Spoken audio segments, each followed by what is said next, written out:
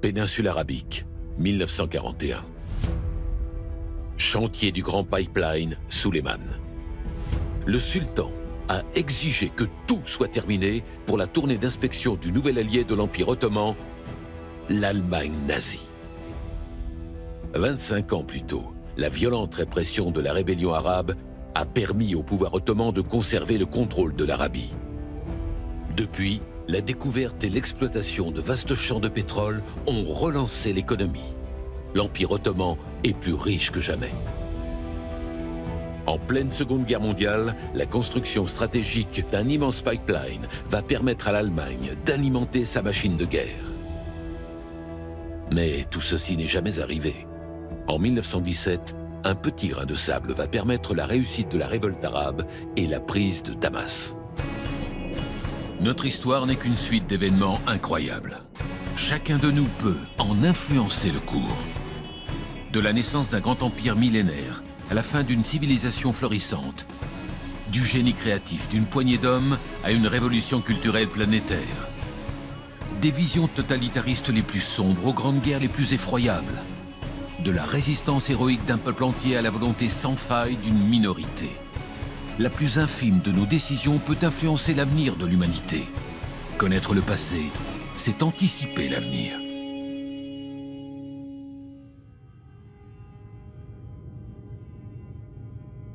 « 18 juin 1909. Le Britannique Thomas Edward Lawrence quitte l'Angleterre pour un grand périple en Orient. Novembre 1917. Dans la ville arabe de Deraa, le capitaine Lawrence est capturé, puis torturé par des soldats ottomans.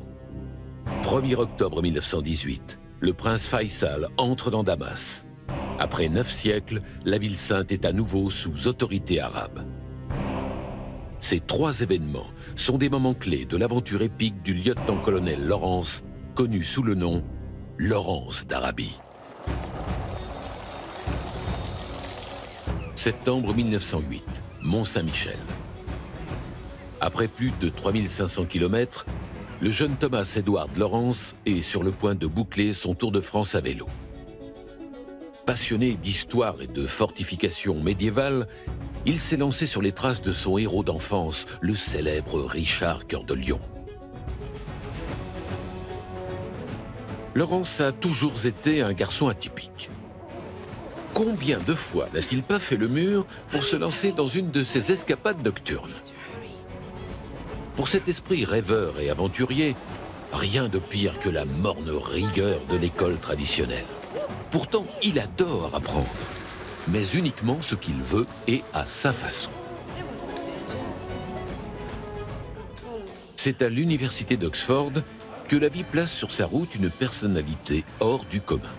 Un archéologue réputé, polyglotte, historien et reporter, le grand D.J. Hogarth. Jouissant du statut de professeur dans la prestigieuse université, l'intellectuel est aussi un homme d'action. Dans l'ombre, Hogarth œuvre pour les services de renseignement de Sa Majesté. Une couverture idéale. Sur le terrain, qui irait soupçonner d'espionnage un archéologue penché sur de vieilles pierres? Et quoi de mieux qu'un poste de professeur pour recruter discrètement de nouveaux talents? Car les services secrets ont en permanence besoin d'hommes solides, motivés, intelligents, à la forte capacité d'adaptation et au don pour l'improvisation. Savoir jouer du revolver est un avantage certain. En clair, l'Empire britannique a besoin d'hommes comme Lawrence. Suivant les conseils avisés de celui qui devient son mentor, le jeune homme apprend rapidement quelques rudiments d'arabe et quitte l'Angleterre pour partir découvrir l'Orient. Là-bas, tout le fascine. Il veut tout voir, tout visiter, tout toucher. Il se lance seul dans un long et difficile périple à pied de plus de 1700 km à travers cet immense pays qui s'étend de Constantinople au lointain désert d'Arabie, l'Empire ottoman. Dès le XVe siècle, les Turcs ottomans ont déjà conquis l'Anatolie et jeté les bases de leur empire. Leur expansion a été foudroyante. En 1453, ils ont pris d'assaut l'antique Constantinople et en ont fait leur nouvelle capitale. À son apogée, l'Empire ottoman s'est étendu sur plus de 5 millions de kilomètres carrés, des montagnes algériennes aux sables d'Irak, de la Hongrie aux pyramides d'Égypte. Puis, au fil du temps, l'Empire est entré en déclin, victime des défaites militaires et des conflits internes. Au début du XXe siècle, le pouvoir ottoman, ruiné, est plus faible que jamais. En 1909, le sultan n'a plus qu'un pouvoir symbolique. En Europe, on considère l'Empire comme un vieil homme malade, et l'on spécule déjà sur ses terres. La couronne britannique, notamment, a tout intérêt à contrôler les territoires autour du canal de Suez. L'ouvrage stratégique, aux mains des Anglais, est situé en Égypte, alors terre ottomane. Sous prétexte d'une mission scientifique, l'Angleterre expédie 2 archéologues pour faire des relevés topographiques. Ils pourront toujours en profiter pour compléter les cartes de la région en prévision d'éventuelles opérations militaires. Parmi eux, un certain Lawrence. Bienvenue dans la mémoire de l'humanité. Tous les événements de notre histoire, aussi infimes soient-ils, y sont mémorisés et interconnectés. Il suffit d'en changer un pour bouleverser tous les autres. Ici, nous pouvons contrôler le temps, analyser et comparer des milliards d'événements pour réécrire l'histoire à l'infini. Par exemple, penchons-nous sur l'Empire ottoman à son apogée. Au XVIe siècle, les terres de l'Empire reposent sur 2 continents, l'Asie et l'Europe, et abritent une multitude de peuples et de communautés religieuses. Au centre, les Turcs sont originaires d'Asie centrale et ont progressivement adopté l'islam. Le Moyen-Orient est principalement occupé par les Arabes, qui parlent une langue sémitique totalement différente de leurs voisins turcs. C'est là qu'est né l'islam. Dans la partie européenne, au nord, les Balkans sont à la fois musulmans et chrétiens. Les populations parlent principalement des langues latines et slaves. Pourtant, malgré ces différences, l'Empire subsistera plus de 600 ans avant de disparaître. Une prouesse. Décembre 1914. Depuis l'été, les nations d'Europe se livrent un combat à mort. Une guerre totale, une guerre mondiale. La première. Au même moment, Lawrence arrive au Caire, en Égypte. Grâce aux relations d'Hogarth, il intègre la section des renseignements militaires. Promu capitaine d'état-major, il s'intéresse de plus en plus à la politique locale. Lawrence comprend alors une chose cruciale. Pour affaiblir le pouvoir ottoman, il faut fédérer les petites puissances arabes, puis les placer sous l'autorité de la maison des Hachémites. Depuis 9 siècles, cette prestigieuse famille arabe est la gardienne des lieux saints de la Mecque et de Médine. Son chef, le shérif Hussein, est un descendant du prophète Mahomet, fondateur de l'islam. Vassal du pouvoir ottoman, il contrôle et administre la région du Hedjaz, dans la péninsule arabique. Mais secrètement, les Hachémites aspirent à une grande nation arabe, dont Hussein serait le calife. Pour les Ottomans, engagés dans le conflit mondial aux côtés des Allemands, la péninsule arabique devient une véritable poudrière. Dès le début des hostilités, les Britanniques ouvrent un front en Égypte. C'est alors qu'une nouvelle vient changer la donne. Du pétrole a été découvert dans la région de Bassora. Pour se garantir un accès à ces ressources, le gouvernement britannique décide de négocier secrètement avec son allié, la France. À la fin du conflit, les 2 puissances européennes redessineront les frontières du Moyen-Orient, puis se le partageront. Cette répartition, hautement confidentielle, prend le nom des 2 diplomates qui ont mené les négociations, Sykes et Picot. Maintenus secrets, ces accords sont en contradiction totale avec les nombreuses promesses d'indépendance faites aux Hachémites. Pragmatiques, les Anglais jouent sur plusieurs tableaux. le même territoire est promis plusieurs fois. Cependant, Hussein et ses fils restent malgré tout persuadés du soutien britannique. Le shérif publie sa proclamation d'indépendance, acte de naissance de la Saura el-Arabia el-Kubra, la grande révolution arabe. Lorsque la révolte éclate, Lawrence est transféré à l'Arab Bureau, service britannique qui soutient la cause arabe. Première mission, trouver dans le camp d'Hussein un chef capable de mener la révolte arabe. En novembre 1916, il rencontre l'un de ses fils, le prince Faisal. Fasciné par cet homme qui se bat avec fougue mais sans moyens, Lawrence parvient à convaincre ses supérieurs. Le prince Faisal est l'homme de la situation. Le capitaine se voit alors confier une nouvelle mission, devenir le conseiller militaire du prince. En janvier 1917, l'armée bédouine de Faisal se met en marche, toute bannière déployée. Chevauchant à ses côtés, entièrement vêtu comme un bédouin, Lawrence. Connaître ses faiblesses. Le capitaine Lawrence comprend très vite que les Bédouins ne peuvent pas affronter directement une armée moderne. Les nomades, sous-équipés, manquent de discipline, ne savent pas tenir une ligne de feu, sont imprévisibles. Il sait aussi que son armée de volontaires est très sensible aux pertes et qu'il faut préserver ses troupes, déjà en infériorité numérique.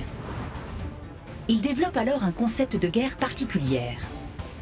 Face à une armée classique et bien équipée, il faut répondre par des troupes légères, mobiles et disposant d'une grande autonomie. Raids éclairs et sabotages sont alors bien plus efficaces que des charges suicidaires. Cette tactique contourne les faiblesses de ses troupes et utilise au mieux ses points forts, endurance des chameaux d'Arabie, solide connaissance du terrain des nomades, complicité de la population qui fournit de bons renseignements sur l'ennemi. C'est le principe de la guérilla. Juin 1917, désert du Néfout. Grâce à l'or anglais, Lawrence est parvenu à rallier à la cause le clan du chef Aouda. Ces précieux renforts ne seront pas de trop. Dans quelques jours, au bout de cette fournaise impitoyable, ils attaqueront par surprise le port stratégique d'Aqaba. Alors que la flotte anglaise pilonne les défenses du port, toutes tournées vers la mer, une horde de guerriers bédouins déferle des montagnes là où personne ne les attendait. Avant la fin de la journée, Aqaba tombe aux mains des rebelles arabes. Victoire éclatante pour Lawrence. Sa légende se construit.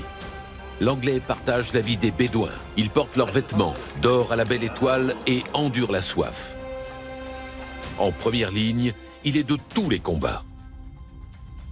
Les Anglais, eux, sont plus impressionnés par ses résultats tactiques. Sa méthode de guérilla est terriblement efficace. On le promeut major, lui donne plus d'armes, de munitions et d'explosifs et on le renvoie dans le désert. Septembre 1917, point d'eau de Moudawara. Pour prévenir les attaques, les Ottomans ont commencé à blinder leurs trains. Mais malgré ces précautions, celui-là ne résistera pas longtemps aux puissants explosifs placés sous la voie. Lawrence devient rapidement un expert pour démolir des rails et faire sauter des convois. Les Arabes le surnomment désormais Prince Dynamite. En octobre, à la demande du commandement britannique, Lawrence et l'armée de rebelles s'infiltrent derrière les lignes ottomanes pour faire diversion. La mission est périlleuse et plusieurs accrochages tournent mal. Un soir, Lawrence décide de partir en reconnaissance à Deraa.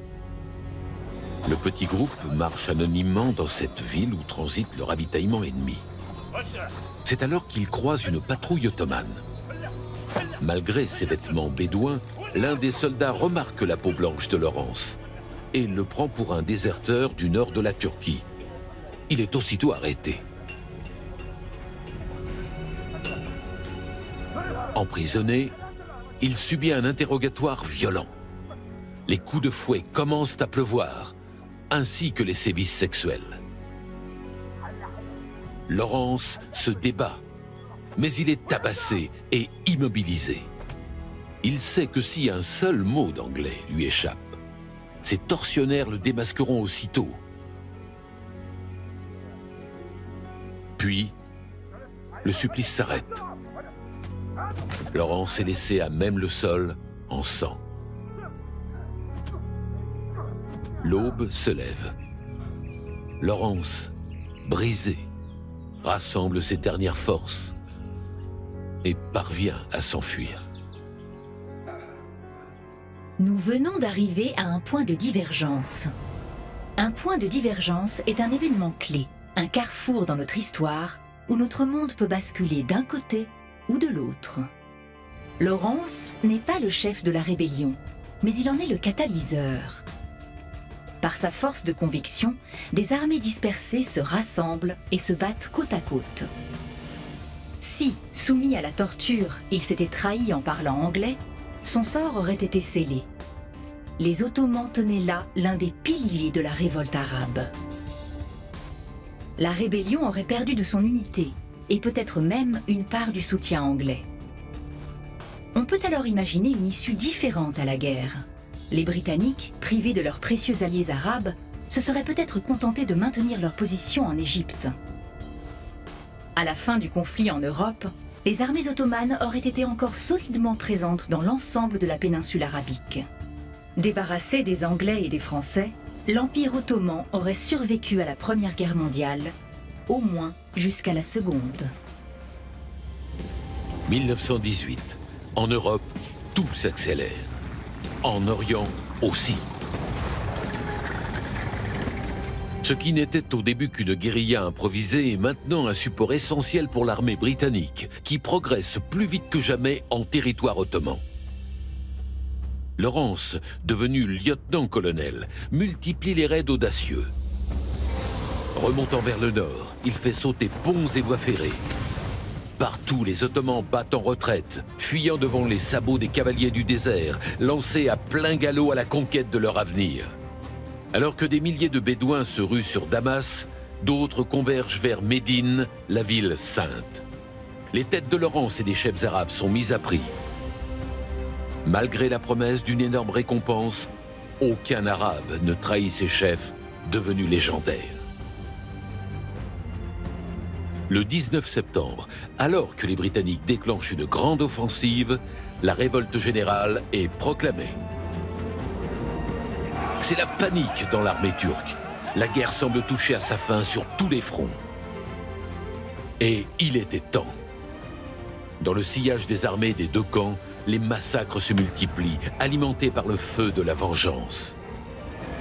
Le prince Faisal et le colonel Laurens, chevauchant côte à côte à la tête de leur armée nomade, se dirigent droit sur Damas. Le 1er octobre 1918, le drapeau de la révolte arabe flotte enfin sur l'hôtel de ville. Le 30, mis à genoux, l'Empire ottoman concède son ultime défaite. Révolte ou révolution ? Une révolte est un refus d'obéir à une autorité et se manifeste par une tentative d'insurrection ou de mutinerie. Une révolution est un renversement brusque d'un régime par la force. Elle implique un profond changement politique et social. En 1789, confronté à un mouvement populaire de grande ampleur, le roi de France Louis XVI ne mesure pas l'ampleur de cette lame de fond contestataire, à ses yeux une simple révolte. Quelques années plus tard, il est guillotiné et le royaume de France, emporté par la tourmente révolutionnaire, devient une république. Le soulèvement arabe de 1915 est techniquement une révolte. Les Arabes veulent conquérir le pouvoir, mais pas changer la société. Pour l'historiographie arabe, il s'agit pourtant bien d'une révolution. Cette différence sémantique peut sembler insignifiante, mais elle change complètement le point de vue et la portée de l'événement. 11 novembre 1918. La Première Guerre mondiale est terminée. Mais pour les Hachémites, les enjeux de la révolte arabe ne s'arrêtent pas à la capitulation ottomane. Hussein continue sa lutte pour le contrôle de la péninsule et la création d'un grand califat arabe. Il n'est pas le seul. Ibn Saoud, émir du Nadj, a su profiter du chaos pour lancer un djihad et agrandir son royaume. Porté par sa conviction religieuse, c'est un adversaire redoutable. D'autant plus qu'entre-temps, Hussein a été informé de l'existence des accords Saïx-Picot prévoyant le démembrement de l'Empire ottoman au profit de l'Angleterre et de la France. Il sait qu'il ne peut plus compter sur le support indéfectible des Britanniques qui maintiennent le doute sur leurs réelles intentions et multiplient les fausses promesses et les engagements sans avenir. Lawrence, lui, connaît ce lourd secret depuis longtemps. Durant ces années de lutte dans le désert, il a été tiraillé entre sa fidélité à la couronne et sa loyauté envers ses nouveaux frères d'armes. Il n'a jamais rien dit. Pour soulager sa conscience, il a tout fait pour que la rébellion soit victorieuse et ait les meilleures cartes en main pour négocier. En janvier 1919, les vainqueurs de la Grande Guerre se réunissent pour redessiner la carte de l'Europe et du Moyen-Orient. Lawrence y accompagne le prince Faisal en qualité d'interprète et de conseiller. L'ultime bataille, bien plus décisive que toutes celles menées sous le soleil d'Orient. En vain, la décision est déjà prise depuis longtemps. Oubliant toute promesse, les accords Saïx-Picot sont entérinés. Le Moyen-Orient sera britannique et français. Le coup de grâce est donné par la France. Le 24 juillet 1920, un contingent français arrive à Damas pour en prendre possession, conformément aux accords. Les anciens compagnons d'armes de Lawrence résistent. Ils sont massacrés. Seul réconfort, Lawrence réussira à infléchir les décisions britanniques. Le gouvernement de Sa Majesté offre à Faisal le trône d'Irak en remplacement de celui de Damas. Un dirigeant sunnite à la tête d'un État majoritairement chiite. Déçu, le prince reproche à Lawrence de l'avoir trahi et de ne s'être jamais vraiment battu pour la cause arabe. L'archéologue devenu chef de guerre tombe alors dans une profonde dépression. Pour fuir une renommée de plus en plus envahissante, il se réfugie dans l'anonymat. Il n'est bientôt plus que l'ombre de lui-même. Le 19 mai 1935, il meurt des suites d'un accident de moto. Il avait 47 ans. En 1924, Ibn Saoud envahit le royaume du Hedjaz. Hussein est contraint à l'exil. Il n'en reviendra jamais. En 1932, année où l'on y découvre de nouveaux gisements de pétrole, la péninsule arabique est presque entièrement sous la coupe d'Ibn Saoud. Plus tard, ce pays prendra le nom de son fondateur et deviendra l'Arabie saoudite. Mais ceci est une autre histoire. En 1926, Lawrence publie ses mémoires, Les 7 piliers de la sagesse. Il y décrit notamment son action au Moyen-Orient. Cet ouvrage deviendra le livre de chevet de Che Guevara, Nelson Mandela et Winston Churchill. Mais on peut se demander quelle y est la part de vérité et la part de légende. Qui était finalement le colonel Lawrence ? Il s'est décrit lui-même comme un pion dans le vaste échiquier de la politique impériale britannique. Tout bien considéré, le bilan de son action est très mitigé. Hussein, lors de leur tout dernier entretien, l'a relégué au rang de traître et fait expulser. Pour nombre de ses collègues militaires, il était fantasque et loin d'observer la tenue que l'on attend d'un officier britannique. Mais une chose est certaine, Lawrence est devenu un héros légendaire, un aventurier à la trajectoire insolite. Très respecté des Bédouins, d'un engagement sans limite, il a risqué 1000 fois la mort au cœur des combats. De la traversée du terrible désert du Néfout aux attaques de train à la dynamite, De sa première nuit dans le désert aux chevauchées épiques, il est indéniable que le lieutenant-colonel a amplement mérité son surnom. Lawrence d'Arabie.